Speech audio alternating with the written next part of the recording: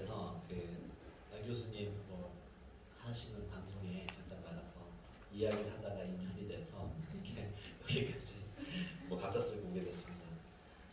제가 오늘 드리려고 하는 이야기는 아마 요새 가장 요새는 좀 달라진 것 같아요. 저희가 한 2달 전, 한 달 전만 하더라도 굉장히 뭐 이런 게 왔지, 막 이런 놀람, 그 다음에 세상이 이제 갑자기 어떻게 좀 바뀌는 게 아닌가, 뭐 이런 두려움, 뭐 걱정, 뭐 이런 이야기도 굉장히 많이 있었는데 저희 회사 쪽으로 지금 이제 문의가 들어오고 저희가 지금 이제 이야기를 나누고 하는 방식을 보면은 이제 굉장히 많이 스터디가 된 것 같아요. 그래가지고 이제는 이제 인공지능을 어떤 식으로 우리가 하고 있는 업무에 또는 뭐 정부가 제공하고 있는 서비스에 방에서 이제 어떤 식으로 적용해야 되는가 뭐 이런 것들이 조금 구체화되고 두려움보다는 이제 어떻게 좀 효과적으로 쓰는가 뭐 이런 부분들로 좀 선회하고 있다 뭐 이런 느낌을 좀 받고 있는 것 같습니다. 그래서 오늘은 뭐 관련해서 사실은 제가 앞에서 쭉 이렇게 어떤 분들이 참여하시나 좀 이렇게 봤는데 일단 인공지능 전체적으로 왜 이 챗 GPT가 이슈가 됐는지 이게 기존에 인공지능 얘기가 되게 오래됐는데 어떻게 좀 다른 건지 그런 걸 말씀을 드리고요. 사실 중요한 쟁점은 그러면 이런 거를 어떻게 우리가 업무에 쓰지? 그리고 이런 것들로 인해서 업무에 쓴다는 얘기는 지금 당장에 뭔가 성과를 낼 수도 있다는 측면이 있지만 장기적으로는 어떤 영향을 뭐 사회에 주거나 조직에 줄 수 있는지 이런 것들을 한번 같이 좀 생각을 좀 해보는 그런 시간이 될 수 있도록 하겠습니다. 네, 저는 우선 이 설명을 좀 드리기 전에 뭐 GPT 이야기 계속 들으실 겁니다. 저는 이제 와이스넛이라고 하는 회사의 대표를 맡고 있습니다. 저희 회사는 23년이 됐는다고요. 검색 엔진이라고 하는 기술을 기반으로 해서 창업이 돼서 검색 기술에서부터 이제 뭐 언어 처리 기술, 그 다음에 챗봇 이렇게까지 관련된 사업을 한 23년 동안 하고 있습니다. 근데 저희가 하고 있는 일의 가장 핵심은 23년 전에도 마찬가지였지만 정보를 찾게 하는 거예요. 정보를 쉽게. 근데 여기는 굉장히 재밌는 게 하나 있습니다. 대화라고 하는 방식이 존재를 해요. 그러니까 여러분들 뭐 매일매일 일상에서 뭐 유튜브보다 주로 네이버에서 검색을 많이 하실 것 같으신데 구글이나 자료를 찾으려고 하거나 혹시 문제가 주어졌을 때 가장 첫 번째 하는 일이 어떤 걸까요? 보통 데스크에 앉아서 출근해서 앉으셔서 제일 처음 어떤 일 하셨어요? 어떤 일 하세요? 이메일 체크하고 난 다음에는 결제하시고 결제하다 보니까 모르는 게 나오면 하시면 어떻게 하시겠어요? 네이버에 들어가 분명 제가 원하는 거 아실 것 같으신데 검색을 하시겠죠. 대부분 그렇게 하는 겁니다. 저도 경쟁사들이 지금 뭐 했나? 저희 뭐 아니면 미국에서 어떤 일이 있는가? 또는 뭐 새로운 기술들이 어떤 게 있지? 오늘 뭐 스케줄이 있는데 스케줄 관련해가지고 내가 미리 알아야 될 게 뭐가 없나? 뭐 이런 걸 합니다. 근데 이 검색이라고 하는 거에 대해서 보면 그럼 결국에는 내가 검색어를 넣는 이제 활동을 하게 되는데 첫 번째 액션이 근데 그 일이 뭘까라고 보면 이제 궁금한 걸 물어보는 거죠. 근데 이제 질문하는 방식이 키워드인 겁니다. 검색. 그러니까 뭐 정보 이슈를 처리하려고 한다거나 어떤 쟁점을 처리하려고 하는 활동은 키워드를 넣어보는 거죠. 그런데 딱 키워드를 넣었더니 어떤 현상이 생길까요? 예를 들어가서 요새 저희가 순방을 본사들 같이 좀 다녀왔었는데 갔다 왔던 이슈가 너무 많더라고요. 근데 아마 뭐 어떤 키워드를 넣어볼 거예요. 어떤 키워드, 뭐 대통령이라는 이름을 넣을 수도 있고, 뭐 북핵이라는 키워드를 넣었을 때 엄청나게 쭉 나오잖아요. 또는 우리 증권, 주가 뭐 이런 것도 엄청나게 결과가 나오는데 사실은 원하는 것들은 한 페이지에 다 나왔으면 좋겠다라고 생각하실 텐데 보면은 관련해가지고 주가라고 하는 키워드만 넣어도 검색 결과가 어마어마하게 나오겠죠. 어마어마하게. 그러다 보니까 사실은 이게 검색이 문제가 있다라는 얘기들이 나오기 시작을 했습니다. 사실은 예전에 인터넷 초창기만 하더라도 뭐 야후를 쓰셨던 분들도 계시겠지만 그때만 하더라도 사실 웹페이지를 만들고 웹페이지도 많지가 않았어요. 근데 지금은 정보가 너무 많다 보니까 키워드로만 검색을 하게 됐을 경우에 굉장히 문서량이 많아요. 그리고 특히 이제 검색이 발전하는 과정을 보면은 처음에는 기계적으로 해당하는 글자가 들어간 것만 찾는 시기들이 있었어요. 그 글자. 근데 블록체인 뭐 이 글자만 딱 넣어가지고 그것만 들어간 걸 막 찾아야 되는데 사실은 이거를 찾다 보니까 뭔가 내가 블록체인이라고 검색한 거는 사실은 블록체인의 기반 기술에 관심이 있어서 이게 과연 어떤 데이터베이스를 대체할 수 있는가 공학하는 사람들은 그렇게 볼 거예요. 그래서 이런 걸 저비용으로 이거의 데이터베이스가 되는 거야? 라고 하는 공학적인 궁금증이 있고요. 또 한 측면으로는 가상화폐라고 하는 쪽에 이제 어떻게 보면 그 위에서 돌아가는 별도의 어떤 사업 모델에 관심이 있을 수도 있는 거죠. 근데 둘 다 우리는 뭐 블록체인이라고 하는 키워드를 이용을 합니다. 그러니까 두 개는 전혀 다른 결과들이 막 섞이는 거예요. 그러다 보니까 여기에서 조금 더 사람스럽게 검색을 해야지, 사람 대화처럼 해야지라고 하는 쪽으로 해서는 이제 검색어 확장 서비스들이 나옵니다. 그래서 가상화폐라고 하는 말이 연관된 말이라고 이제 사전들을 미리 구축을 해요. 사람들이 그렇게 생각할 거니까. 그래서 과거에 네이버에서 보면 어떤 키워드가 딱 들어오면은 이게 뭐에 관련된 거냐고 되묻는 케이스들도 있었어요. 그래서 이렇게 무슨 체크박스 같은 게 있어 체크해가지고 뭔지 이게 예를 들자면 퓨마라고 검색을 하면서 이게 동물이야? 브랜드야? 뭐 이렇게 묻는 케이스가 있었어요. 그리고 이게 실제로 에스크닷컴이라고 하는 초창기 검색 포탈에서도 물으면 되물어보고 그랬었죠. 그래서 이게 뭐 물어보시는 거예요? 이 브랜드를 얘기하는 거예요. 이렇게 묻죠. 그러면서 점차 대화를 자연어스럽게 하려고 하는 그 시도를 쭉 해옵니다.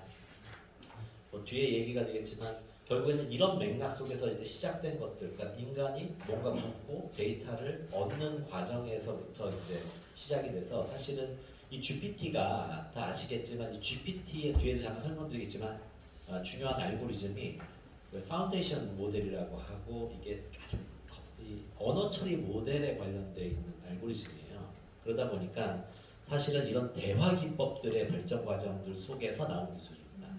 근데 그 최초가 이제 검색부터 시작이 됐다는 얘기를 왜 드리냐면 지금은 마이크로소프트가 저쪽에 관련되어 있는 그 챗GPT라고 하는 저 서비스에 관련되어 있는 사업권을 가지고 지금 사업을 하고 있지만 사실 저 파운데이션 모델 또는 저 GPT 모델은 구글이 만들어가지고 개발을 공개를 했었던 거죠. 그러니까 검색을 오랫동안 해오고 있는 회사들은 그 끝없는 질문에 계속 물어보고 있는 거예요. 사람들이 어떻게 궁금해하고 사람들이 어떻게 데이터에 접근하려고 하고 사람들이 어떤 식으로 정보를 획득하지? 라고 하는 거에 관심이 많은 거죠. 그래서 그런 것들이 계속 개발이 되는 과정들 속에 있었고요. 그러다가 어느 날 갑자기 우리 눈앞에 GPT 3.5가 떡하니 나타난 겁니다. 좋은 전략으로 보는 부분들은 뭐 뒤에 잠깐 말씀드리겠지만 일반인들이 쓸 수 있게 서비스를 오픈했다는 거죠. 그리고 마이크로소프트 굉장히 무서운 회사라는 게 저희도 지금 이제 테크니컬 밴더로 일부 테스트를 같이 참여를 하고 있는데요. 플랜이 어마무시합니다. 자고 일어나면 새로운 게 계속 나올 정도예요. 그러니까 저희 무슨 생각을 하냐면 소프트웨어 회사들의 이제까지 개발 방식의 몇 가지는 소위 말하는 베타 버전이나 뭐 알파 버전 뭐 이런 걸 오픈해서 불완전한 서비스를 공개를 합니다. 불완전하지만 기본적인 메커니즘이 흘러가는 거를 보여주고 이걸 기반으로 해서 펀딩을 해요. 그래서 거기서 펀딩한 걸 갖고서 이걸 실제로 상용화를 하는 게 아주 기본적인 흐름이에요. 이 말은 뭐냐면 다음에 대한 스텝에 대한 전략이 사실은 그냥 플래닝으로만 있는 거죠. 이론적으로만 있는 거고 그거를 실현하기 위해서 큰 돈을 펀딩을 받는 전략을 간다면은 지금 GPT가 마이크로소프트가 하고 있는 패턴은 제가 보기에는 꼭 과거에 일본의 카메라 회사들이 하고 있는 거하고 똑같은 것 같아요. 저기까지 가 있는데 여기서부터 오픈하기 시작을 하는 거죠. 그러니까 사람들이 처음에 딱 했을 때 다음 기능들이 이런 게 있으면 좋겠다라고 하는 건 이미 개발돼 있는 거죠. 그러니까 타이밍만 맞춰가지고 계속. 지금 실제로 5.0, 6.0을 계속 안에서 개발하고 있는데 이제 4.0 런칭하고 3.5에서 4.0 런칭 되는데 걸린 시간이 불과 3개월? 뭐 이렇지 않습니까?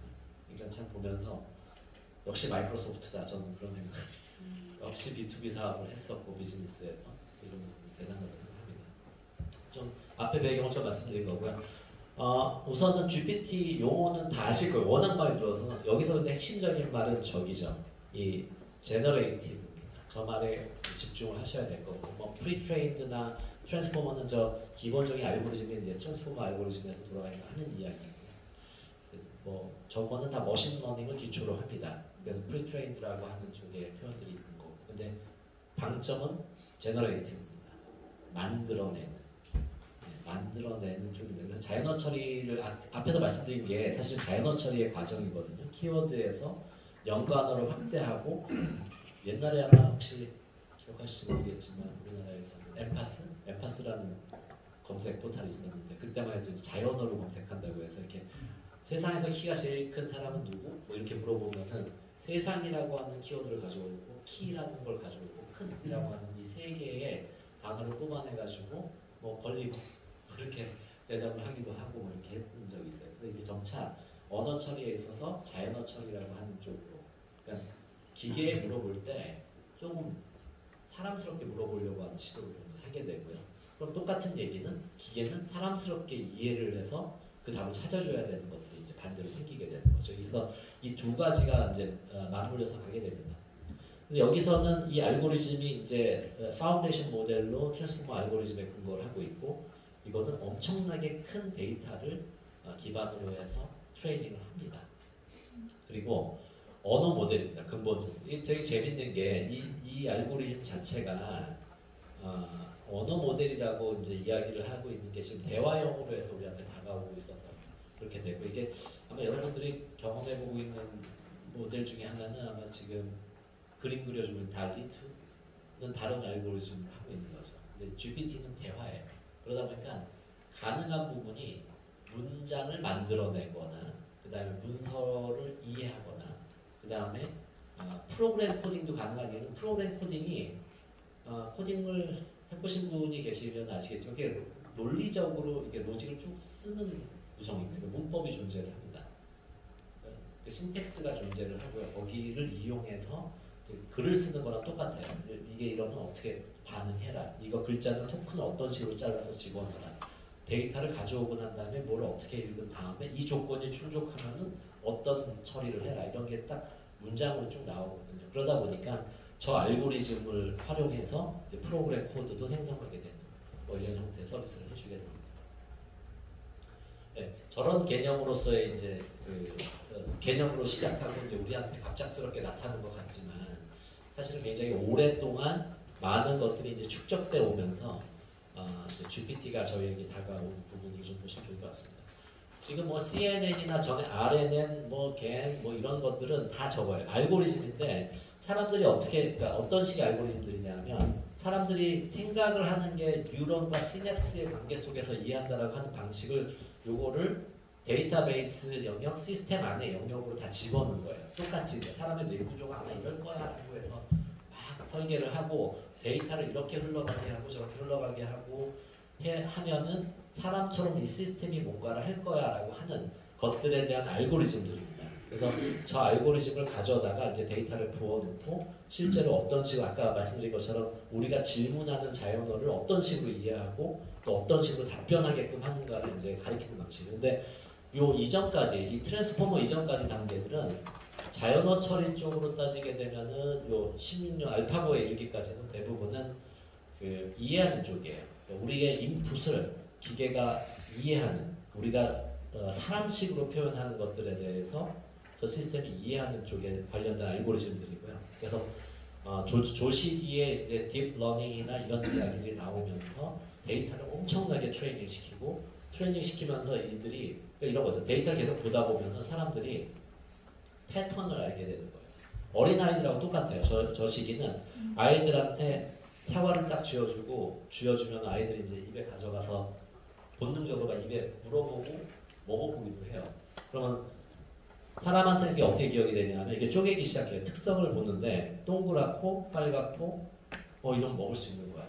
이런 생각을 해요. 근데 다음날 빨간색 당구공을 주면 얘는 첫 번째 반응은 내가 이제까지 갖고 있는 데이터 중에서 사과에 제일 가까운 거죠.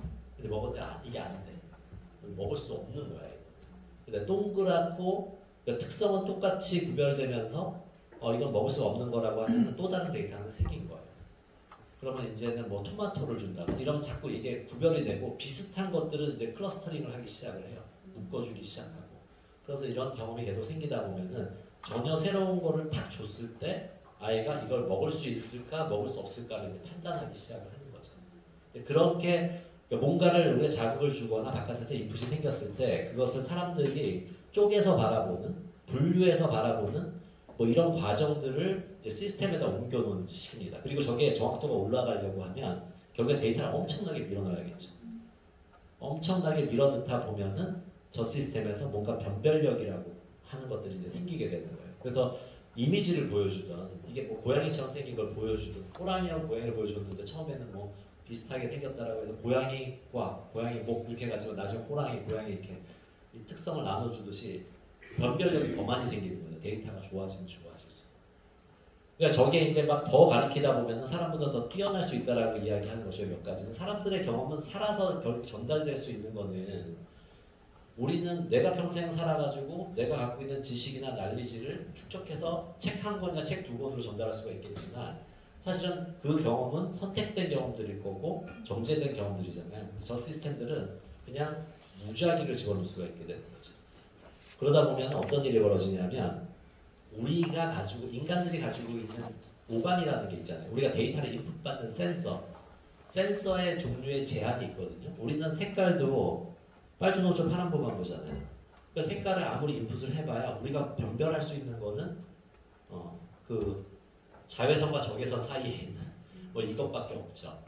그런데 센서가 훨씬 더 좋은 기계가 학습을 하기 시작하면은 그 자외선과 적외선 바깥쪽에 있는 색깔까지 구별하기 시작을 하게 돼서 트레이닝을 시키게 되면은 어떤 것을 판단해야 되는 상황이 생겼을 때 사람보다 훨씬 더 뛰어난 판단들, 세밀한 판단들을 할 수가 있게 된다.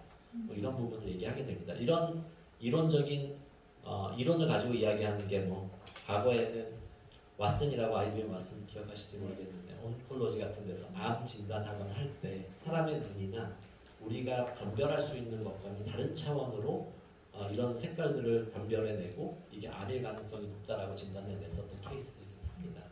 그런 식으로 쭉 쓰였던 게 이전 단계고요. 여기서 이제 트랜스포머가 나타나면서 이제 뭔가 만들어내기 시작합니다. 아이들이 마치 뭔가 배우는 거랑 똑같아요. 이해해 왔었던 로직을 역으로 풀어가지고 말을 하게 만드는 거예요. 그러니까 긴 문장이 들어와 막 누군가 앞에서 지금 제가 많이 얘기를 하잖아요. 근데 여러분들께서 이런 거 있어요. 저도 마찬가지지만 모르는 분야의 이야기를 막 하거나 내가 프로토콜이 잘 안 맞아서 대화가 잘 안 될 때는 그냥 앉아서 이렇게 듣다 보면 키워드들만 들립니다. 아는 단어들만 다 들립니다. 근데 그렇게 하다 보면서 이제 이게 다 내 거화 되진 않아요. 근데 자꾸 듣다 보면서 이제 그 단어들의 특성들도 알게 되고 그 분야를 알게 되고 뭐 이렇게 되잖아요. 그래서 이게 쌓이면은 내가 들었던 방식으로 조합해서 다시 말을 하기 시작하게 되는 거죠. 그래서 이쪽은 보통은 뭐 인코더다 디코더다 얘기를 해서 이걸 다시 그러니까 이걸 다 분해해서 듣고 그렇게 들었던 방식으로 다시 말을 하는 거죠. 그렇게 시작을 하겠다는 게 트랜스포머 알고리즘이 나오는 거고요. 저기서부터는 이제 NLG, 자연어를 제너레이트, 말을 만드는 쪽의 기술을 하게 됩니다. 농담 삼아서 저는 문과를 나왔거든요. 농담 삼아서 하는 얘기가 문과생들은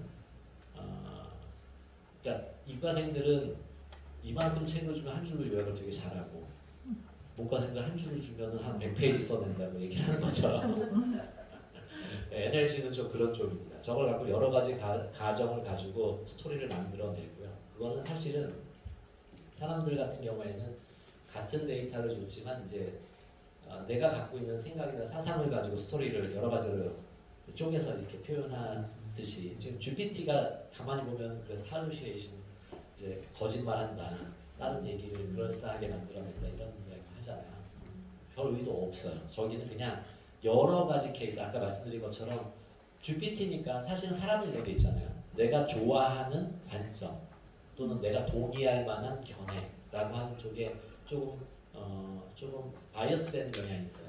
관련된 책을 이렇게 보거나 아니면은 그것을 해석하더라도 약간 바이어스되는 측면으로 그런 것을 해석하는 경향들이 많이 있잖아요. 그리고 약간 나랑 좀 생각이 틀리면 안 보려고 하는 것도 있어요. 근데 GPT는 다 봐요.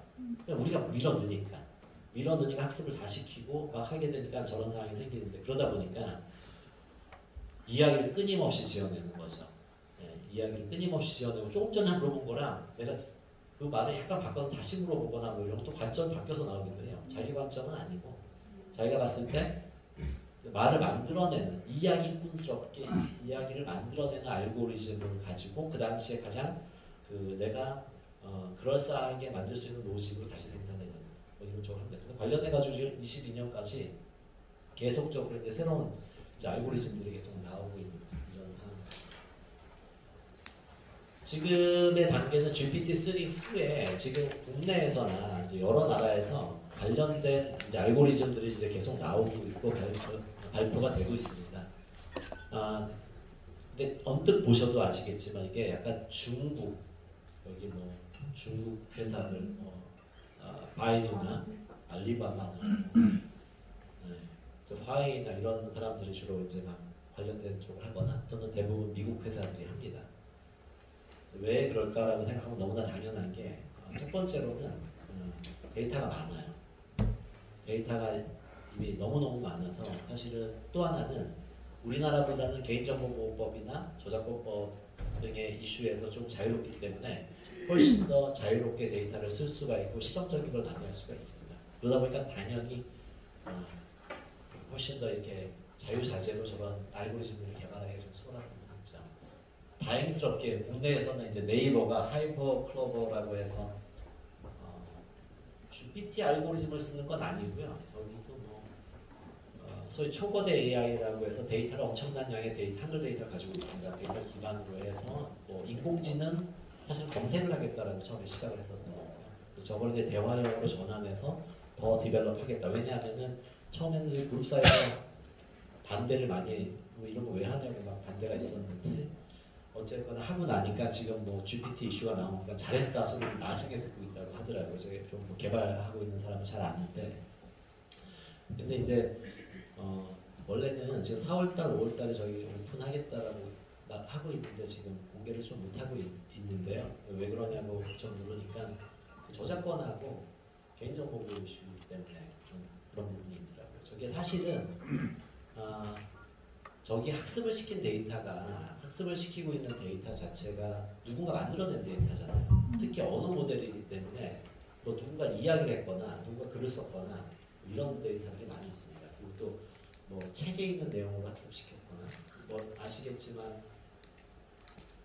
소셜 커머스 쪽에 있는 데이터들 그 다음에 뭐 위키피디아 데이터 이런 거 써가지고 학습을 했었거든요.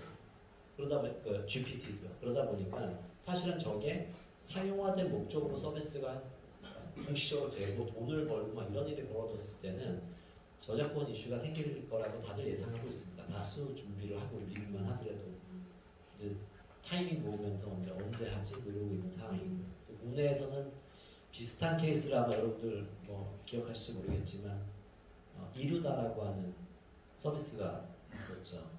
아시는 분들 그 이루다라고 그냥 채팅하는 거예요. 채팅하고 노는 건데 그 친구랑 대화를 한 거에 소셜 네트워크, 그러니까 SNS에 있었던 개인정보를 포함된, 그러니까 처음에는 그게 그러니까 내가 보기에 약간 시기성으로 좀 그랬다라고 좀 생각이 드는데 결국 개인정보를 썼다라고 하는 그 데이터, 학습시킨 데이터에 개인정보가 섞였다라고 하는 것 때문에 그 서비스 내리라고 하고 편향성 제거해가지고 다시 학습시키라고 하고 이런 사람들이 있는데 네이버나 카카오에서 하는 얘기가 이걸 네이버나 카카오에서 서비스를 했으면은 이거는 법적으로 제재를 당했을 거다.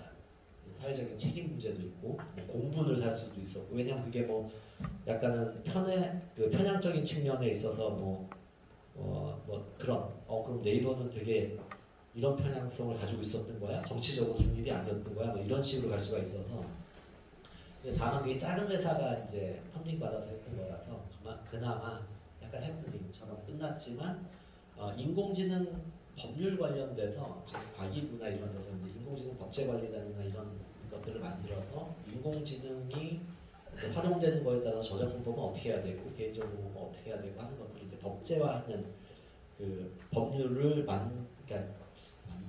만들기 위한 기초 작업들을 하고 있는 그 사업단이 있습니다. 사업단, 법제단이라고 하는데 저도 거기 이제 참여를 하고 있는데 그 얘기가 빠지지 않고 나와요. 저의 얘기가. 뭐 로톡 이슈도 나오고 그 안에서. 그래서 대부분 변호사님들이 90% 정도 참여하고 계신데 뭐 이야기들을 쭉 하지만 결국에는 저작권하고 개인정보보호법은 더더욱이 그 이슈가 됩니다.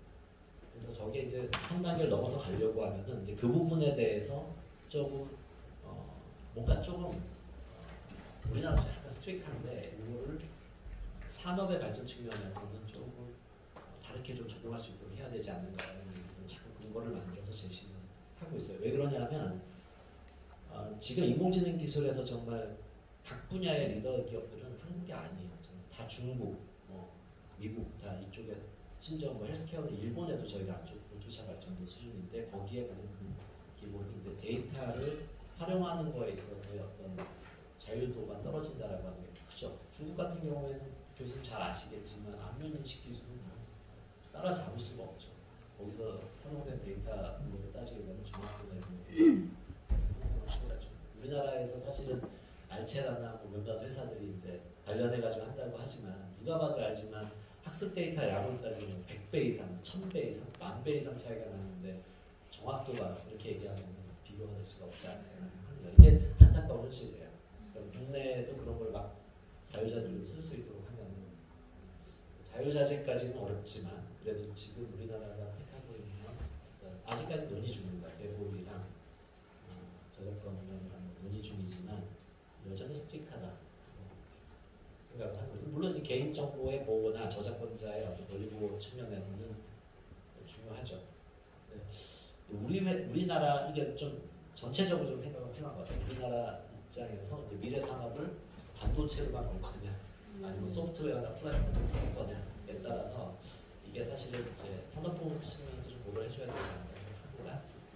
어쨌든 이 알고리즘이 많다라는 걸 외우라는 게 한번 보시라는 뜻이라기보다는 전 세계적으로 주도하고 있는 건 역시 중국과 미국이 인공지능 패권에서는 그런 알고리즘을 가져가면서 주도를 할 수밖에 없다, 하고 있다라는 부분이고, 뭐 네이버가 열심히 하려고 하고 있지만 솔직하게 국내에서 네이버지 데이터 양이나 시스템의 규모 면이나 따져보면은 사실상 비교가 되기가 힘들죠. 그리고 다 아시겠지만 저 시스템을 돌리려고 하면은 그 시스템이 굉장히 커야 돼요. 그러니까 뭐 GPU라고 하는, 그러니까 보통 컴퓨터 안에 보면 CPU라고 하는 게 들어가는데 GPU라고 해서 보다 훨씬 더 퍼포먼스가 좋은 그 반도체를 써야 돼요. 근데 우리나라에서 발주를 넣었어요. 사실은 그 뭐 우리나라에서 아마 SKT가 제일 많이 갖고 있다. 그리고 실제로 이제 네이버나 이런 데서 저 초고대 AI를 더 확대하겠다라고 해가지고 이제 서비스 런칭을 해야 되니까 엔비디아 쪽에 칩을 넣어야 되기 때문에 발주를 미국에 넣었는데 중국에서 다 가져갔어요. 그러니까 중국에 이미 들어가는 물량이 다 소진이 돼야 아마 한국에 들어온다라고 하니까 그것만 해도 지금 발주량이 들어오는데 7개월, 8개월 정도 걸린다고 하더라고요. 그러면 우리 7, 8개월 동안 시뮬레이션밖에 할 수가 없는 거예요. 그리고 막말로 중국에 막 들어가는 거 있는데 중국에서 추가 발주를 훨씬 더 많이 더 유리한 조건에 대해서 우리한테 먼저 더 납품하라고 계속 하면은 뭐 미국 회사가 또 그렇게 하겠다라고 하게 되면 사실 우리나라한테는 올 수 있는 순서가 계속 밀리게 되는 거죠. 그러니까 저기는 기술적인 어떤 우위도 필요하고요. 또 하나는 데이터에 대한 우위도 필요하고 또 하나는 이 막대한 자금력도 필요합니다. 그러니까 우리가 미국하고 물론 우리가 경제 10대 어느새 대국이 됐지만 뭐 정말 G1과 G2 사이에서 우리가 막 경쟁을 해야 되는 되게 쉽지 않은 부분은 분명 존재합니다.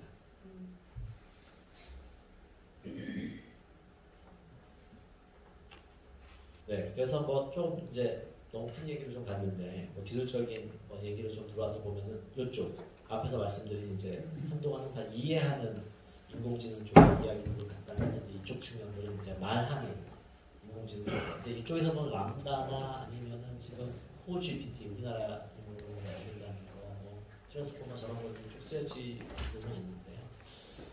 저런 쪽에서 이제 앞으로의 패권들이 이제 갈리게 되는 걸로 보여지는 거죠.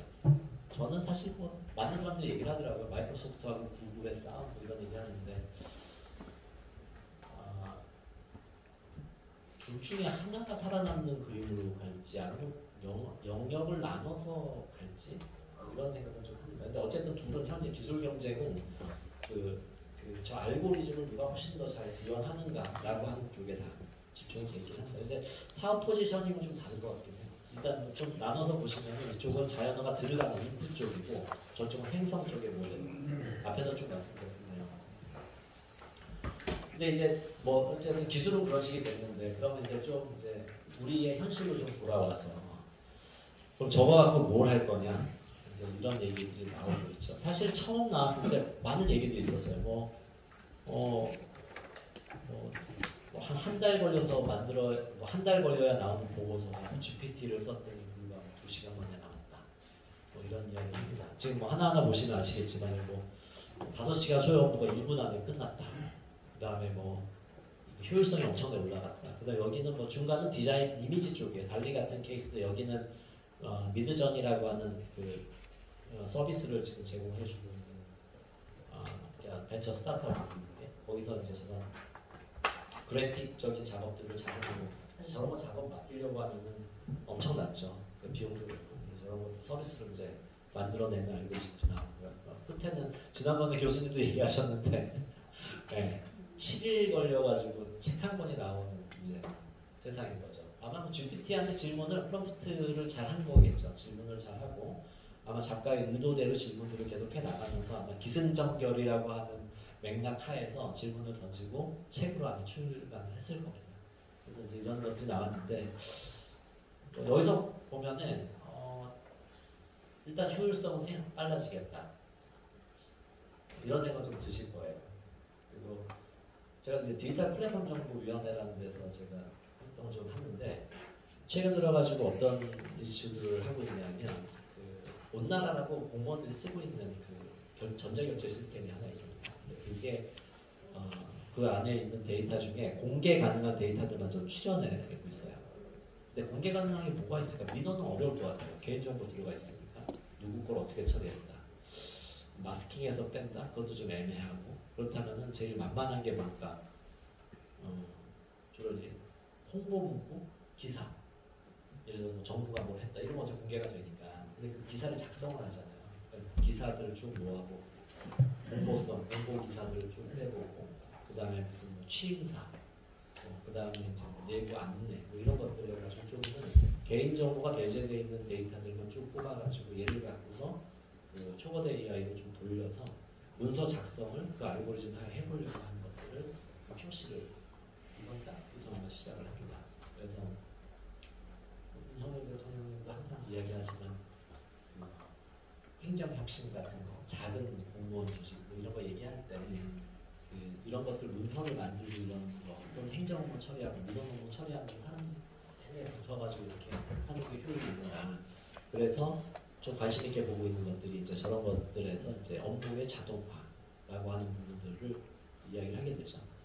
근데 여기 약간 좀 맥락이 하나 있는 것 같아요. 근데 지금 말씀한 저도 이제 이게 참 고민인 게 기사 쓰고 취임사 써주고 이러는 것들이 하면 좋은데 그거는 우리가 인공지능을 업무에 도입을 했을 때 인공지능이 갖고 있는 최대한의 장점은 사실은 전문가의 영역에 일부 들어갈 수 있는 부분이 있기 때문이거든요. 왜냐하면 데이터를 엄청 많이 비교해 볼 수가 있고 사람보다 훨씬 더 많은 책을 읽을 수가 있고 사람보다 더 많은 책을 읽었지만 또 기억할 수 있고 이런 것들이 사실은 분명히 가진 좋은 장점이 있고 이걸 기반으로 학습을 했고 여기에 바이어스 되거나 아니면 특정한 주관에 따라서 뭔가 움직이기보다는 뭔가 시대적인 어떤 기준에 따라서 뭔가 아웃풋을 내달라고 하는 것들에 대해서 일관성 있게 뭔가 해낼 수 있다라고 하는 장점이 있거든요.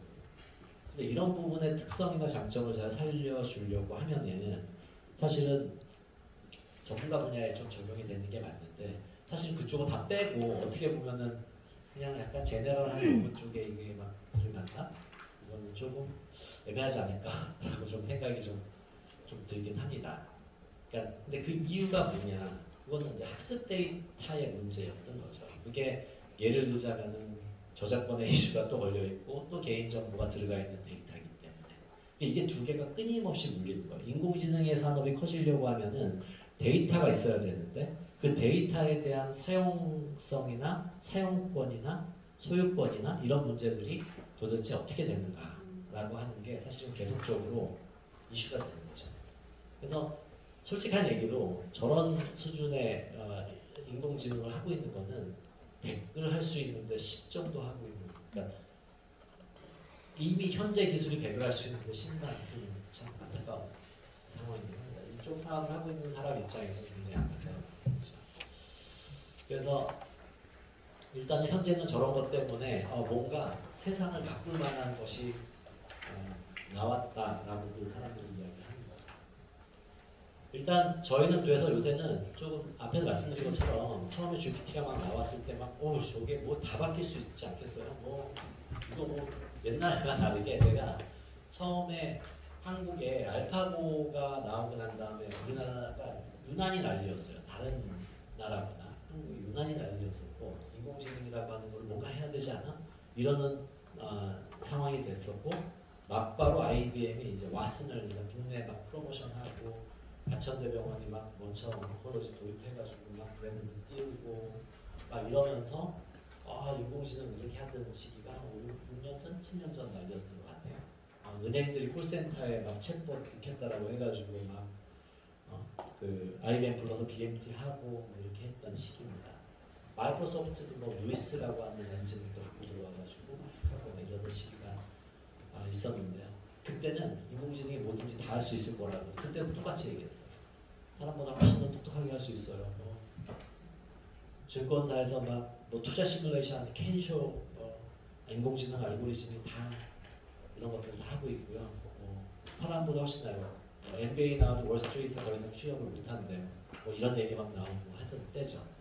막 하다가 보는데 사람들이 이제 어느 선에서 갑자기 실망을 하기 시작을 한 거죠. 한계가 있구나.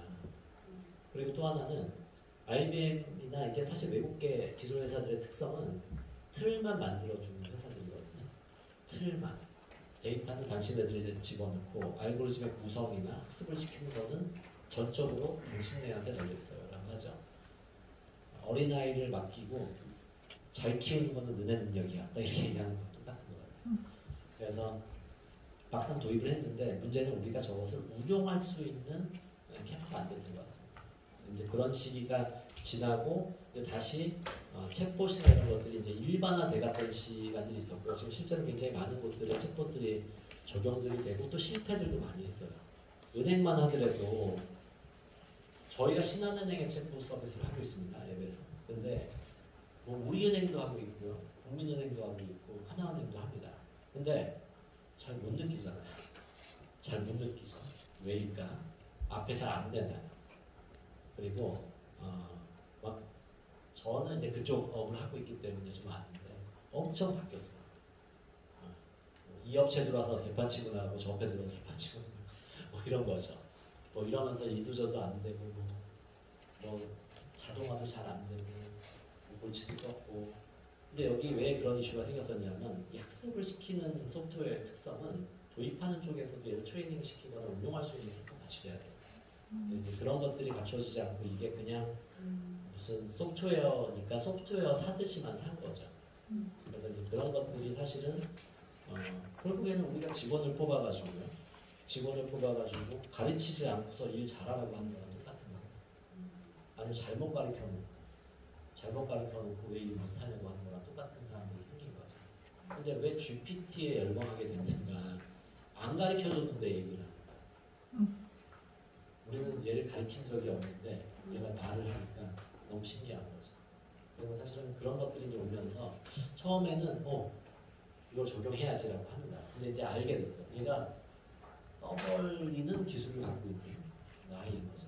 그러다 보니까 정확도가 떨어지는데 그리고 또 하나는 데이터를 과거에는 이런 거 있어요. 만약에 금리를 물어보는 질문은 사실은 매일매일 바뀔 수가 있잖아요. 이거가 다시 학습해서 답변을 해서 나오려고 하게 되면 시간이 필요합니다. 그때 그럴 수가 없어요. 오늘 당장 지금 고객이 도대체 제일 좋은 금리 상품이 뭐냐고 물어보는데 딴 얘기할 수가 없잖아요. 초기에 막 대통령 이름도 틀리고 학습 데이터의 전제가 틀렸다 하고 뭐 이런 게 생긴 거죠. 그러니까 즉답을 해야 되는 것들에 대해서는 또 다르게 해야 되는 사람들도 있는 거죠. 그래서 지금은 어떻게 되냐면 지금 나와 있는 여러 가지 인공지능 관련된 기술들이 많아요. 이런 것들을 지금 회사나 조직의 업무를 쫙 펴놓고 그러니까 이 중에서 좀 제너레이티브하게 뭔가 적용해야 되는 업무가 뭐지? 그리고 이 중에서 또 어떻게 보면은 그냥 정해진 거대로 뭔가 해야 되는 반복적인 업무는 또 뭐지? 뭐 이런 것들을 이제 구별해내야 되는 사람들이 되는 거죠. 근데 굉장히 여기서 우리가 좀 재밌는 게 큰 조직이거나 어느 회사 뭐 아니면 굉장히 큰 회사 그다음 자리가 굉장히 잘 잡힌 회사에 제너레이티브한 일이 많이 있을까요? 예를 들어서 뭐 은행원이 너무 제너레이티브하면 어떻게 되죠? 그래서 네, 공무원이 막 제가 막 정말 안 되는 데 해드릴 수 있을 것 같아요. 막 이렇게 그런데요. 네, 굉장히 당황스럽습니다. 네, 그리고 뭐 국방에 관련된 것들 이게 좀 더 우리의 생명과 우리의 안전과 관련된 쪽을 보기 시작하게 되면 더 그렇게 되겠죠. 그래서 사실 이 선은 되게 중요한 것 같아요. 저희가 이제 챗봇을 저희가 사업을 하다 보면서 요새 느끼는 것 중에 몇 가지 가장 효율적으로 쓰여지고 있는 것 중에 한 가지는 좀 매뉴얼화되어 있는 업무들에 대해서 챗봇이 활용될 경우죠. 근데 이건 뭐냐면 답변이 정해져 있어요. 법률적으로 나갈 답변도 정해져 있고요. 금리도 오늘 정확하게 알려줘야 됩니다. 그리고 뭐 이게 예를 들자면은 이게 뭐 어떻게 그러니까 이 시설, 그러니까 예를 들어서 원전 관리를 해야 되는 거를 이제 실무자가 이 상태에서 어떤 식으로 조작해야 되는지, 내가 이걸 어떻게 조절해야 되는지, 내가 이걸 어떤 식으로 지금 뭘 조정해야 되는지를 창의적으로 하는 게 아니라 결국에는 이제 회사가 정한 매뉴얼대로 해야 되는 사람들이 있죠. 근데 이거를 갖다 선배한테 배우는 게 아니라 이제 챗봇한테 배우는 거죠. 내가 지금 현장에 나와 있는데 이거 어떻게 처리해야 돼? 라고 가이드를 해줍니다. 은행에서 수신을 하다가 갑자기 외환 부서로 옮겨와서 교육받으러 가지 않고요. 그냥 데스크에 앉아가지고 업무를 챗봇에 물어봅니다. 뭐가 달라졌지? 이전하고 달라지고 이거 처리하려고 하는데 바뀌었어? 업무가 어떻게 해야 돼? 하고 시스템이 알려주죠. 우리가 회사 다니면서 그랬어요. 저도 그랬는데 옛날에 저는 이제 담배 끊은 지 14년 정도 됐는데 옛날에 담배 핀 이유가 제가 아까 잠깐 문과 나왔다고 했잖아요. 처음에 여기 개발하는 업무를 뭐 중간에 어떻게 배워가지고 시작을 하게 됐는데 너무 능력이 안 돼가지고 어떻게 잘해야 되지? 퇴근을 해야 되고 근데 너무 잘하는 선배가 있는 거예요. 그 선배가 담배를 너무 많이 펴요. 물어보려고 하면 자리에서 물어보면 그렇게 화를 내는데 담배 피러 가서 너무 잘 알려주세요. 네. 그래가지고 그거 쫓아다니면서 이제 일을 했었는데 사실은 따지고 보는 게 얼마나 큰 손실이에요. 만약에 직원이 막 한 10,000명쯤 1,000명쯤 되는 회사에서 전화했더니 R&D 팀장한테 뭐 물어봤더니 미국 출장 중이래. 그리고 미국 출장 중에 갔다 언제 돌아오세요? 물었더니 내가 휴가 출발하는 날 돌아오신다고. 이러면 회사는 이 커뮤니케이션 코스트가 엄청나게 들게 되잖아요. 근데 사실 그 상당히 많은 부분의 업무는 정해진 것들이 많이 있거든요. 그러다 보니까 그 범위 안에서 정해진 답변을 정확하게 딜리버리 하는 이런 관점에서는 또 이런 챗봇들이 쓰여질 수가 있습니다. 그래서 이쪽은 중요한 건 입사 1년차 직원의 질문, 그 다음에 뭐한 부장님의 질문을 언더스탠딩을 똑같이 해야 되는 기술이 필요하죠. 심사원은 잘 모르니까 주소 없이만 물어보기도 하고 이거는 똑같아요. 제가 일반인인데 법률 지식이 없어요. 또는 내가 세무 지식이 없어요. 내가 또 변리사한테 뭐 특허를 내야 되는데 내가 특허 지식이 없어요. 이런데 내가 관련해가지고 질문을 하고 답변을 들어야 될 때 사람 간의 대화에서도 우리는 한국말을 하면서도 통역이 필요해요. 의사 선생님하고 얘기할 때도. 이런 것들을 사실은 내가 A라고 얘기하든 A-라고 얘기하든 저 사람이 B-라고 얘기하든 어떻게 하든 얘는 A라고 듣고 A에 매칭되는 정확한 답변을 찾아주는 거예요. 그런데 여기에 한 가지 더 스킬이 붙으면 상대가 1년차 직장이니까 얘가 질문한 키워드를 들어보면 이 사람의 언더스탠딩, 이해할 수 있는 수준이 예측이 되잖아요. 거기에 맞춰서 답변을 해야 되는 거죠. 그런데 이거를 그냥 자유도로 하기보다는 방법은 많아요. 프로파일링을 해서 이 사람의 가이드가 뭐 10단계로 쪼개서 봤을 때 한 3단계 정도 되면 한 3단계 답변을 쏴주면 되겠죠. 비슷한 구조로 같은 매뉴얼이지만 다르게 볼 수가 있겠죠. 근데 제너레이티브 알고리즘을 충분히 트레이닝 시키게 되면은 우리가 미리 10개를 만들지 않아도 적절하게 답변할 수 있을 거예요. 물론 리스크 감당해야 됩니다. 얘가 많은 거 만들어낼 수가 있어요.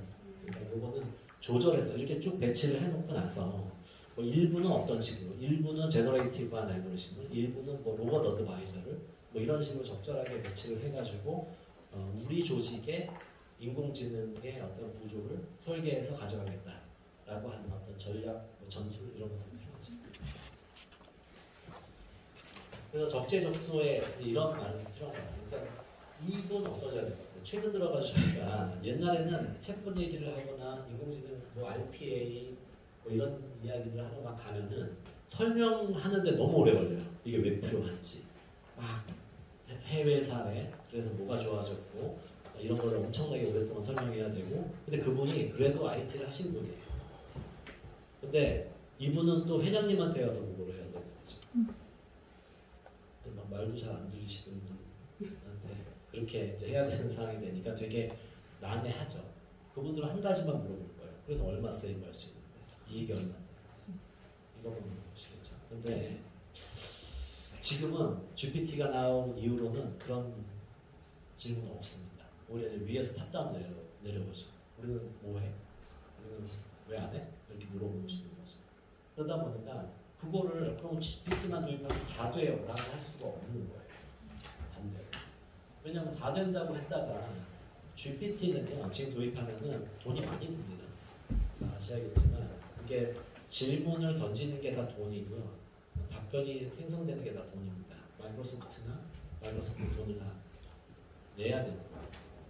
그리고 갑자기 이게 장사가 너무 잘 돼서 저 회사가 우리한테 의존도가 높아지면 3배 더 올려야겠습니다 라고 하는 대안이 있나요? 대안이 없어요. 그러다 보니까 사실은 이게 굉장히 저런 것들을 조직에 반영한다라고 하는 거에 대해서 생각을 굉장히 많이 해야 되는 상황이 됩니다. 저런 것들을 위한 어떤 기술들이 또 나오기는 해요. 비용을 조금 덜 쓰면서 어떻게 할 수는 없을까? 이런 부분들도 있는데 그렇게 하면 마이크로소프트가 싫어하겠죠. 그럼 이제 서비스가 그쪽으로 못 나가게 막아버릴 수도 있겠는 사람도 있고, 실제로 저희 말고 다른 회사가 이제 그런 거에 관련해가지고 마이크로소프트랑 뭐 기술 몇 가지 이제 트레이닝을 같이 하고 파일럿도 지금 하고 뭐 이렇게 하고 있는데 옆에 있는 회사 중에 한 군데가 자꾸 저걸 전처리를 해서 이 허리를 좀 줄이고, 왜냐하면 잘 생각을 해보세요. 어떤 이슈가 하나 생겨가지고 GPT를 활용해야 되면 그 회사에서 관련된 질문이 유사하게 많이 나갈 수가 있어요. 그러면 그 질문 하나를 딱 묶어서 질문이 나가기 전에 훅업을 하든지 아니면 앞단의 서버에서 쭉 처리를 해가지고 쭉 잡은 다음에 얘는 A라는 질문을 하나 새롭게 제너레이트 하는 거죠. 그럼 쿼리는 하나를만 던져주고 결과값이 딱 나오면 이 하나를 여러 명한테 쉐어시켜주면은 질문은 하나, 답변도 하나인데 우리는 100명이 활용할 수 있게 돼요. 근데 이걸 개별로 쓰게 하면은 100명의 질문, 100개의 질문과 100개의 답변이니까 비용이 100배 차이가 나겠죠. 이런 얘기들을 자꾸 하면 마이크로소프트가 내일부터 나오지 말라고. 저 회사 좀 안 될 것 같아. 그런 얘기를 합니다. 근데 이제 지켜보고 있는 거고, 뭐 그런 사람들을 좀 보고 있습니다. 근데 이제 뭐 이렇게 이야기하면 마치 그들이 뭔가 우위에 있는 것 같지만 뭐 뒤에 좀 관련해서는 좀 더 말씀을 좀 드리겠습니다. 일단 조직에서 인공지능, 챗봇이라기보다는 인공지능을 쓰기 위해서는 뭐 아까 말씀드린 거대로 이제 매뉴얼 기반인 거냐 아니면 유연하게 뭔가 하는 거냐를 좀 쪼개보고 좀 배치를 해볼 부분이 있을 것 같고요. 사실 그렇게 따지게 되면은 GPT를 적용시킬 업무는 생각보다 적을 수 있어요. 그러니까 뭐 회사에는 몇 개 계정만 있으면 되겠죠. 특정 목적으로만 쓰고 배치를 한다거나 저기에 회사의 자산인데 이번 주에 캠핑 가면 어떻게 해야 돼요? 이런 질문을 안 할 거잖아요. 그러니까 해당하는 업무 쪽에 관련해가지고 질문을 활용할 수 있도록 하는 쪽에 컨설팅 영역이나 이런 쪽에 좀 가면 좋을 것 같아요. 뭐 반대로 이제 이쪽에서 뭐 상품을 안내한다거나 또는 해당하는 업무를 가이드한다거나 정해진 업무를 정확하게 지시해 준다거나 하는 것들은 사실은 목적형 챗봇이라고 해서 언더스탠딩 쪽에 집중화되어 있는 쪽에 챗봇들을 적용합니다. 저거는 이제 이용료라기보다는 뭐 근본적으로는 이제 그 시스템이 안쪽에 그러니까 회사 안쪽에 구축되거나 클라우드를 사용하더라도 뭐 내 데이터를 막 내주면서 학습시키지 않기 때문에 보안성이 유지가 되고 있으면서 또 우리 회사만의 노하우들은 유지가 되는 거죠. 저쪽은 좀 이슈가 됩니다. 나중에 무조건 활용하는 것이 사실은 GPT가 말을 만들어내고 거짓말을 하는 것만이 중요하지는 않아요. 그래서 좀 진짜는 이거 좀, 이 보안성의 이슈가 큽니다. 아마 회사가 도입하는데 아마 저희 정말 고민입니다. 뭐 아시겠지만 삼성전자도 GPT 산에서 못 쓰게 한다고 하잖아요. 왜냐하면 그 질문을 보다 보면은 쟤네가 뭐가 문제인지를 아는 거죠. 저 질문, 무슨 질문을 계속 던지고 있지? 라고 하는 것들이 사실은 왜냐하면 지금 클라우드라서 바깥에 있잖아요. 쿼리가 다 바깥에 쌓이기 때문에 사실은 저 질문이 계속 바깥으로 계속 노출되기 시작하게 되면은 뭐 심플해요. 뭐 회사가 뭐 이사 가려고 하는데 막 거기 입지가 좋냐고 계속 어디에 물으면 문제되는 거예요. 그러니까 과거에도 사실은 검색 시장도 그걸 존재했어요. 구글이나 이런 데들도 보면은 다 아시겠지만 예전에 막 플루 예측하거나 막 감기가 어떻게 되냐면 그 검색어에 어느 지역에서 보면은 감기에 관련되거나 또는 아스마나 아니면 무슨 뭐 두통약 뭐 이런 것들 질문이 막 올라오면은 아, 저 지역에 감기가 많이 발생을 하는구나 이렇게 예상했었던 것처럼 이 쿼리는 질문은 사람들의 질문이 되게 큰 힌트가 돼요. 그런데 GPT는 단어가 아니에요. 그리고 더 무서운 거는 그냥 검색어는 어너비노스라고 해서 누군지 모르는 사람들이 들어가서 막 하잖아요. 그냥 내가 누군지 안 알려주고 검색어를 날리기 때문에 이건 그냥 제네럴한 데이터고 개인정보가 아니에요. 그냥 정보. 근데 GPT는 보통 기업 계정으로 구매를 하게 되면은 저게 삼성 계정에서 질문을 하는 건지 뭐 LG 계정에서 질문을 하는 건지 뭐 알게 되잖아요. 그러게 되니까 거기서 왜 이 질문이 계속 나오지? 근데 또 자연어로 물어봐요. 그거 답변은 뭐였지? 답변이 제너레이트 된 거를 또 쳐다보면은 근데 얘가 질문하는데 답변이 많아지고 또 물어볼 거 아니에요. 아 그거 말고 이거. 그러면 나간 답변의 정확도 순이나 만족도 순을 계속 보다 보면은 유추가 되겠죠. 얘네가 연락가 많이 공장 지으니까 예를 들면 혹은 땅 사러 가야지. 주택 져야지. 한 10만 명 정도 살아야겠는 사람들이 뭐 이렇게 되는 거죠. 뭐 이런 정보들이 나올 수가 있기 때문에 단지 그것뿐이 아니죠. 뭐 크리티컬한 정보가 바깥으로 나갈 수도 있는 거죠. 그래서 지금 저게 문제가 큽니다. 저거를 어떤 식으로 트레이닝을 할 수 있고 그래서 저희도 저희가 이제 법무법인 쪽에 저희 검색 엔진이 많이 들어갔어요. 저희 김앤장이나 유치원이나 세종이나 평소에 다 굉장히 저희 쓰고 있는데 세종 같은 경우에도 지금 마이크로소프트랑 하려고 해요. 검색 엔진 하고 있습니다. 저런 식으로 GPT를 활용해가지고 이제 법률 서비스에 어떻게 근데 일반인을 대상으로 한 서비스를 예상하고 있지 않고 거기 변호사분들이 이제 뭔가 준비를 할 때 활용해야 되는 어떤 도구를 제공하는 것 같습니다. 그래서 다들 궁금했던 거죠. 이것도 다 노출되면 안 되는 거 아닌가? 뭐 특정 사람들 자꾸 물어보거나 특정 부분은 그렇지 않아. 그거는 내부의 가이드 같은 걸 좀 그러니까 가이드를 만들고 뭐 일종의 컴퓨터 엔지니어가 붙어가지고 이제 질의를 묻는데 이제 방식을 어떻게 할 거냐 이런 것들을 좀 생각을 좀 해서 하려고 한다고 합니다. 근데 국내에서 지금 대부분은 저거를 사내 업무나 업무에 적용하기 위해서 조금은 이제 파일럿들이 아마 올해 올해 좀 많이 할 것 같아요. 거기 예산들이 좀 나와 있고 그 예산을 가지고 이제 이 마이크로소프트는 계속 몇 가지 케이스들 제조 케이스, 법률 케이스, 무슨 특허 케이스, 무슨 교육 케이스 뭐 해가지고 지금 푸는 상황이 있고 저희한테도 기존에 저희가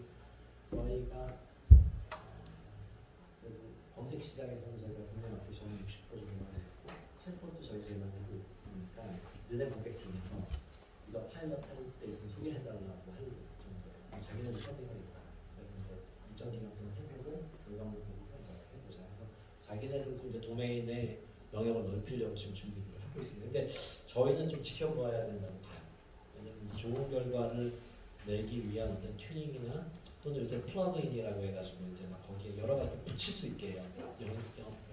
여행이라거나 특정 영역들을 막 붙여서 할 수 있도록 또 만드는데 이게 실제로 우리가 제대로 된 서비스를 만들 때 저작권 이슈, 저는 이제 저작권 이슈나 데이터 이슈가 어떨지를 좀 보자라고 하고 있습니다. 저는 문제가 없을까? 또는 기업이 이거를 학습시키는데 어떤 파인 튜닝하거나 이제 우리 회사용으로만 좀 만들 수 있도록 서비스 될 수 있도록 하는 거에 기꺼이 데이터를 내놓을 수 있을까? 두려움 없이 괜찮은가? 근데 대부분 회사가 정해져 있잖아요. 자기네 문서 등급들 그래서 이건 몇 년 동안 보관하고 바깥에 안 되고 워터마크하고 뭐 하고 하잖아요. 그러니까 근본적으로 이게 클라우드 상으로도 못 빼준다라고 하는 거는 이미 레귤레이션이 다 있는 것 같아요. 이거는 과연 회사가 전략적으로 어떻게 판단해가지고 할 거냐. 뭐 이런 것들 좀 저희도 파일럿하면서 좀 봐야 될 것 같고 회사들은 아마 그런 것들도 파일럿하면서 어디까지는 우리가 해볼 수 있겠다. 리스크는 뭐다. 이런 것들은 올해는 케이스보다는 그 파일럿을 많이 한 걸 갖고 아마 세미나들을 이제 하반기에 적대적으로 하는 이런 전략을 만들 수 있게 되지 않을까 이런 생각을 합니다. 그래서 이게 기업뿐이 아니라 정부기관도 사실은 원래는 뭐 디지털 플랫폼 정부가 지향했던 게 뭐였었냐 하면 새로운 거 막 만들지 말고 뭐 네이버도 있고 뭐도 있고 하니까 민간에 있는 서비스를 행정 서비스에 활용해서 좀 하자. 뭐 그러면 이제 예산도 좀 줄이고 뭐 또 정부의 어떤 그 공무원도 안 들여도 되고 뭐 약간 이런 것들이 있었어요. 근데 그 GPT를 이제 활용해가지고 뭘 하라고 해서 이제 저걸 연계해서 하려고 해서 보니 이게 행정 데이터들이나 이런 게 바깥으로 나가야 되는 상황이 생기면 그건 안 돼. 그러니까 이제 이게 많이 분리가 되어 있거든요. 우리가 인터넷 여기서 막 접속하는 거 금융권에 계신 분들은 은행이 따로 금융권 많이 분리가 되어 있는 것처럼 이제 행정망이 분리가 되어 있거든요. 국방망, 행정망 분리가 되어 있는 망 자체에서 자체로 좀 구축을 하자. 왜 그러냐면 그 자체를 구축하게 되면은 사실은 뭐 외산 그러니까 마이크로소프트가 여기에 전용 서버 그러니까 여기에 포팅을 해주려고 하면 어마어마한 사이즈의 하드웨어 스펙이 들어와야 되고 또 그렇게 해준다는 보장도 없어요. 그러니까 사실은 그렇게 하면 뭐 아무래도 국내 기업이 좀 유리함이 있겠죠. 예를 들면 뭐 저희 초거대 AI를 하고 있는 네이버가 거기에다가 우리가 구축할게요 이렇게 할 수도 있는 거고. 어쨌든 약간 그런 방향으로 좀 하려고 합니다. 그 모든 이유는 바로 저 보안 이슈예요. 저기서 다루는 데이터의 정보의 상당수의 보안 이슈들이 걸리다 보니까 이런 부분이 있습니다. 그래서 지켜볼 부분이에요. 그러니까 좋은 도구인데 굉장히 좋은 툴이고 좋은 도구인데 이게 법률적으로나 또는 뭐 어떤 그 사회가 돌아가거나 상식적인 선에 있어서 이게 과연 받아들여질 수 있는가라고 하는 부분에 이제 사회적인 합의가 좀 필요한 그런 상황입니다.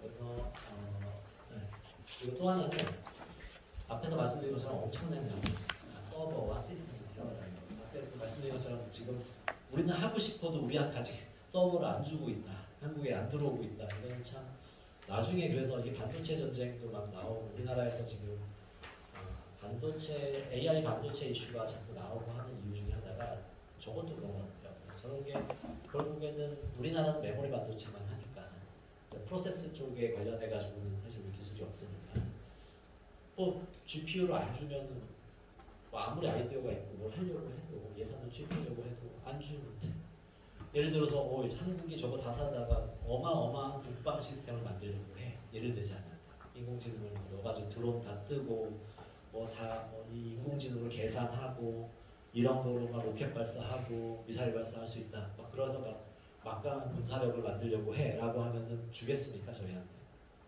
팔겠습니까? 이게 사실은 다 그런 거하고도 맞물릴 수가 있겠네요. 그러니까 사실 자주 기술력이 필요한 거죠. 그래야지 그거 베이스에서 우리가 필요한 시기에 제때에 이제 그 서버들을 확보할 수가 있게 되고 그 위에 우리가 원하는 방식으로 구현할 수가 있게 되는 거겠죠.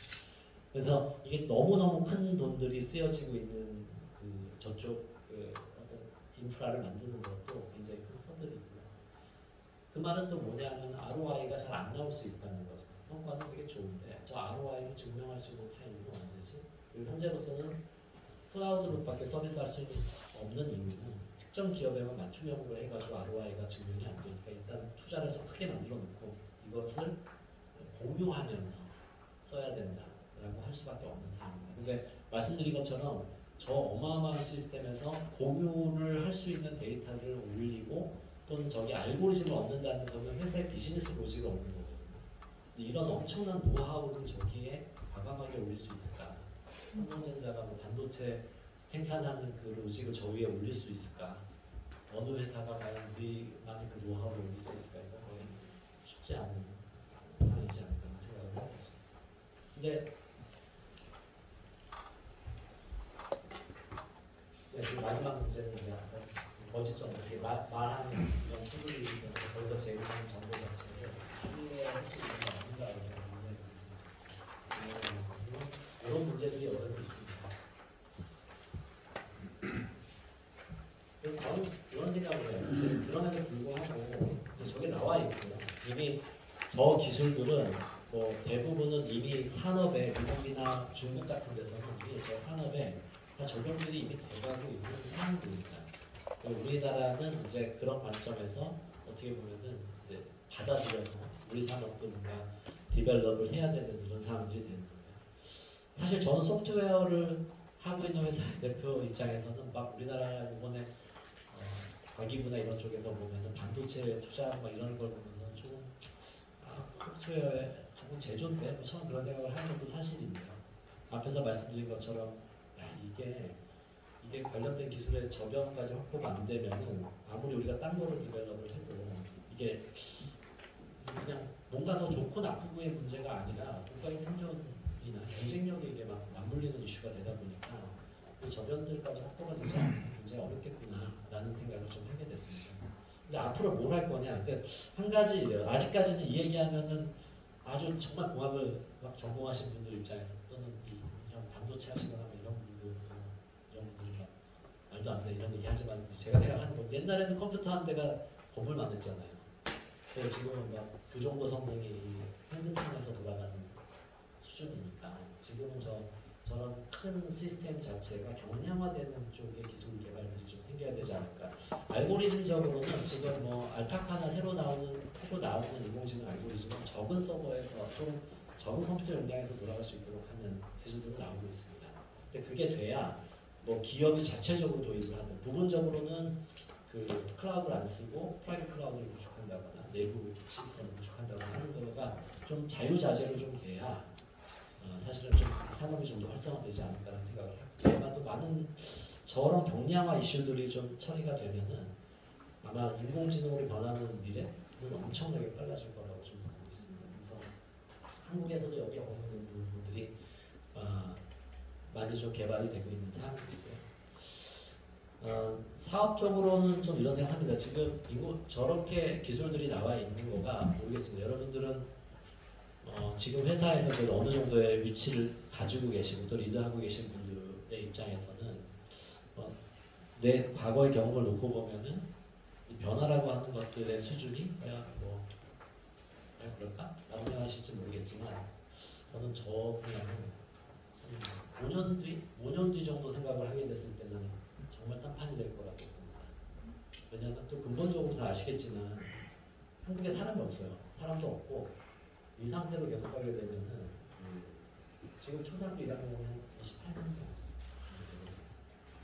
우리나라의 초등학교 1학년들이 28만 명이면은 지금 우리나라 군대가 정말 절반입니다.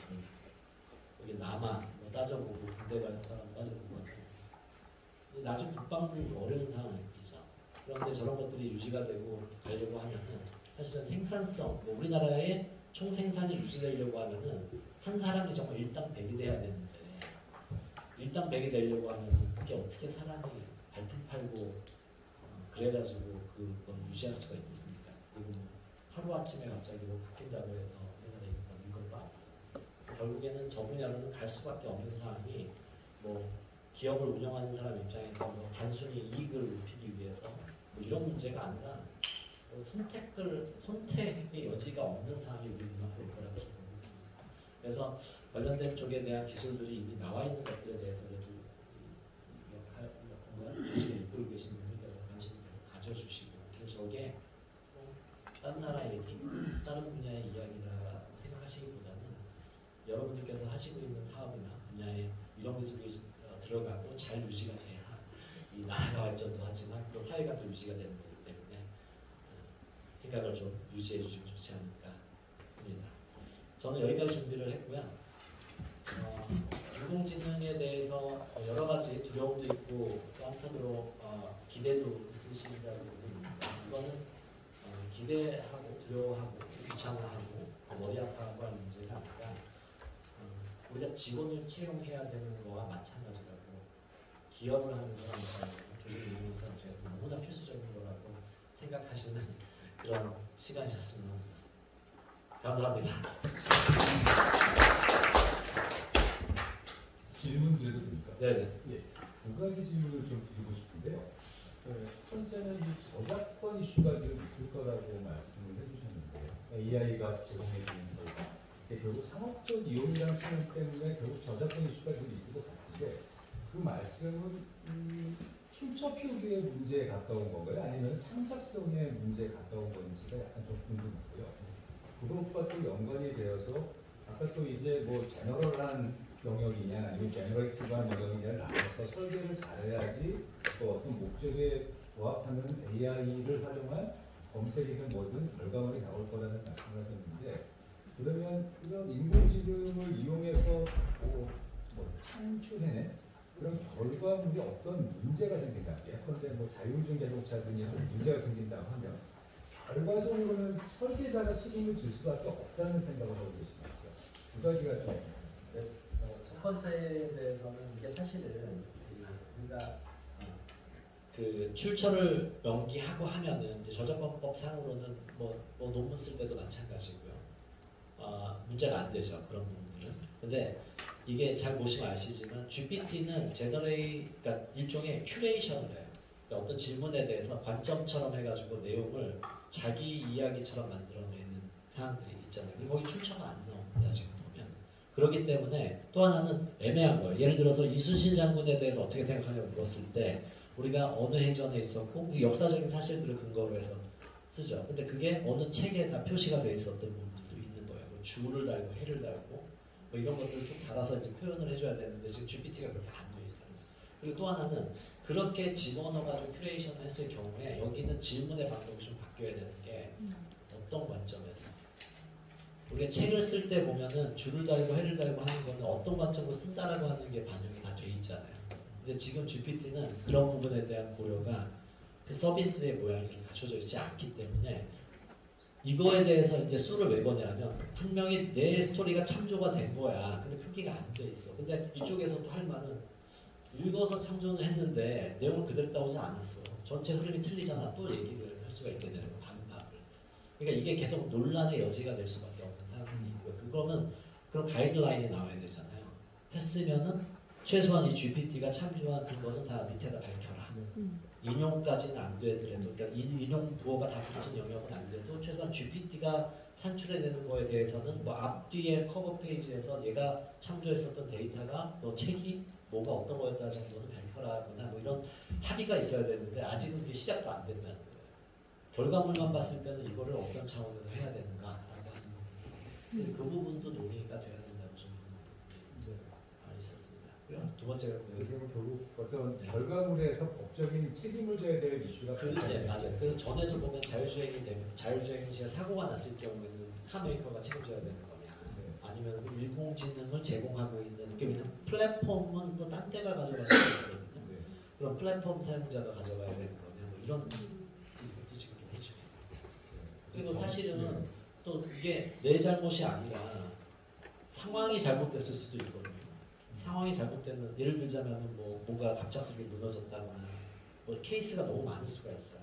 그러다 보니까 사실은 뭐 이거를 갖다가 어디에다가 책임을 지을 거냐 등등이 사실은 계속 그냥 별로 합의라고 봅니다. 이게 일종의 다수가 그러니까 이거를 예를 들자면은 완전히 그 무결성으로 지향하기 시작하게 되면 지금 그 이슈예요. 인공지능에 대해서는 무결점을 원해요. 뭐 식스 시그마 수준이 아니라 그냥 제로. 그러다 보니까 이게 사실은 제로가 나올 수 있는 상황 자체. 그러면은 자율주행만 하더라도 모든 차가 자율주행해야 되죠. 모든 차가 자율주행이고 도로 상태가 자율주행만 가능할 수 있도록 하는 상황이 갖춰졌을 경우에만 가능해요. 뭐 이런 상황들이 되는 거죠. 그 전제에서 만약에 문제가 생기면 매니팩처러가 문제가 되거나 아니면 퍼슬리티를 만든 쪽이 퍼슬리티를 제공하는 쪽이 책임지거나 뭐 이런 소지가 되는데 여기에 또 섞여서 운용이 되잖아요. 사람이 운용하는 차가 같이 돌아다닌다고 했을 경우에는 누가 이거에 대한 문제를 일으켰는가 등등에 대해서는 논란의 여지가 여전히 있는 거죠. 그래서 그 문제들이 항상 이슈입니다. 인공지능의 얘기하는 걸 무결점, 자동차 산업이 무결점 아니잖아요. 무결점이 아니잖아요. 차가 팔리고 제조산업에서도 제로에 가까워지는 거지 제로는 아니잖아요. 그러니까 이 부분이 굉장히 하기 그런데 어려운 부분이 그러다 보니까 되게 우리의 생명에 이슈가 되거나 뭐 이런 부분을 피해서 자꾸 인공지능이 어떻게 보면 사이드에만 자꾸 적용이 되는 이런 부분이 좀 안타까운. 아까 보니까 미국과 중국 같은 큰 데이터 굉장히 많고 자본력이 되는 나라들만 대부분 다 거대 AI 모델을 운영하고 있는데 그래서 한국과 비슷한 상황에 있는 뭐 일본이나 독일, 프랑스 같은 국가들은 어떤 대응 전략을 가지고 그런 걸 진행하고 있는지 혹시 알고 계시는 얘기를 사실은 특별히 하고 있지 않다만 이렇게 이야기. 생각보다 요 말씀만 드리면은 지금 이게 결국에는 두 나라의 싸움이라고만 보고 있는 경우가 많고요. 사실 네이버나 카카오나 이런 회사들 우리나라에서 빅테크 기업들한테도 굉장히 이슈예요. 그리고 내부에서도 갈등이 있습니다. 왜 그러냐면 네이버 같은 경우에는 네이버 엔터프라이즈, 네이버 클라우드가 이 사업을 하고 있고요. 카카오 엔터프라이즈가 이 사업을 합니다. 근데 소위 본체에서는 굳이 이거 우리가 왜 해? 우리는 콘텐츠 갖고 있고 서비스 모델만 있으면 우리가 어느 플랫폼 위에 얹어서 어떻게 서비스를 라는 생각까지도 한다고 합니다. 근데 그게 결국에는 나중에 종속되다 보면은 우리의 네이버나 카카오의 독립적인 서비스는 뭐 이런 게 불가능해지니까 자체적으로 뭔가 해야 된다는 얘기가 있는데 근데 이런 건 있는 것 같아요.